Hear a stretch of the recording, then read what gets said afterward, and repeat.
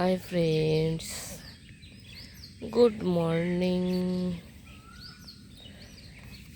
একটা নতুন জিনিস দেখাচ্ছি, দেখুন, খুব সুন্দর দেখতে। এই যে এই বৃক্ষটার ফল দেখতে পাচ্ছেন, এটা এই ফলগুলো এই বৃক্ষটার। আরও আছে, পাশে অনেক বৃক্ষ আছে। এই যে সব বড় বড় বৃক্ষ। তো এটা হলো, আমি আজকে এই ফলটাকে নিয়েই ভিডিও করব।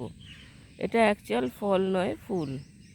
ফুলটাই মানে এত সুন্দর মধুর এতে প্রস্ফুটিত হয়। এটাকে মহুয়া বলে। এখানে মহুল বলে, কেউ মহুল বলে, কেউ মহুয়া বলে, কেউ মৌ বলে, অনেক রকম নাম আছে এর। তো আয়ুর্বেদ শাস্ত্রে এটা একটা মেডিসিনাল প্ল্যান্ট, একটা আয়ুর্বেদিক মেডিসিন। এটা এর থেকে তৈরি করা হয়। এটা স্কিন ডিজিজের ঔষধও তৈরি করা হয় এর থেকে। এটা হলো একটা ট্র্যাডিশনাল অ্যালকোহল, এর থেকে প্রস্তুত করা হয়। স্থানীয় লোকেরা এটা খায়, যেটাকে মহুয়া লিকোয়ার বলে।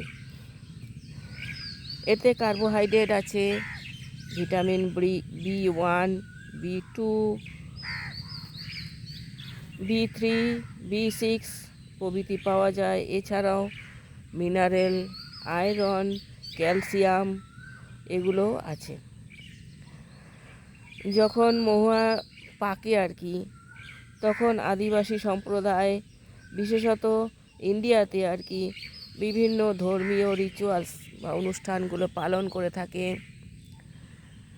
এরা ধামসা মাদল সঙ্গে নিয়ে গান করে, নাচ করে এবং মহুয়ার রস পান করে, সুধা পান করে। সত্যি এর থেকে অনেক, এই ছত্তিশগড়িয়া, উড়িষ্যা, ছোটনাগপুর মালভূমি অঞ্চলটা পুরোটাতেই এই গাছটা দেখা যায়। এত রুক্ষ প্রকৃতির মধ্যেও এই গাছগুলো দেখুন, এদের যেন মনে হবে স্কিন নেই, কিছু নেই। এই গাছগুলো মাটির গভীর থেকে এত মধুর সুধা তুলে নিয়ে আসে। এছাড়াও এর থেকে জ্যাম, জেলি, সিরাপ প্রভৃতি প্রস্তুত করা হয় এবং এইগুলোকে শুকনো করে এখানকার স্থানীয় লোকেরা সারা বছর প্রিজার্ভ করে রেখে দেয়।